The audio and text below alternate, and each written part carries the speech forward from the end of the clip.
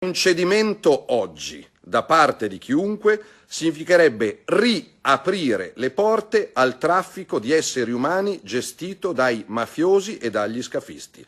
Non cambierò mai idea, lo dico con la massima trasparenza e serenità anche agli amici del governo, anche ai miei colleghi di governo.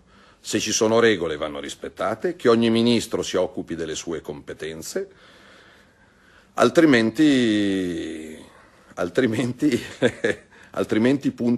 punto. Così parlò Matteo Salvini, pronto a mettere non un punto su questo governo, ma ben 3. Sull'arrivo dei migranti della Sea-Watch, il vice premier fa capire chiaramente che si potrebbe rompere l'alleanza tra Lega e Movimento 5 Stelle. Un presagio, un'ipotesi che poche ore dopo aver girato questo video più che mai prende vita con l'accordo tra Unione Europea e Malta per lo sbarco dei profughi che verranno distribuiti tra 8 paesi, compresa l'Italia. E così la spaccatura di governo, appena accennata da Salvini, diventa improvvisamente una crepa politica profonda che arriva fino in Veneto, dove Luca Zaia sbotta su Facebook.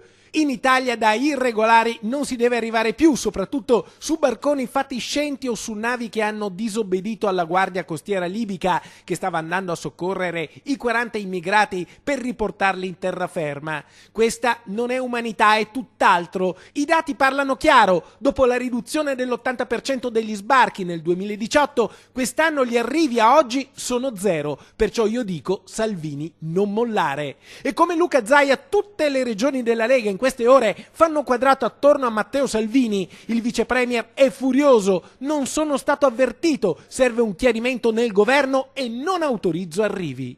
Le regole sono regole e vanno rispettate. Ognuno ha il suo lavoro. Matteo Salvini sta facendo un ottimo lavoro in tema di immigrazione. Il Premier Conte rispetti i fatti, anche perché non vogliamo trovarci a Vicenza dei potenziali kamikaze che le ultime inchieste invece hanno rilevato arrivare proprio nei nostri porti. A Vicenza il segretario cittadino della Lega chiude ai migranti di Sea-Watch, mentre il vescovo, Monsignor Beniamino Pizziol, apre le porte della diocesi, come aveva già promesso qualche mese fa.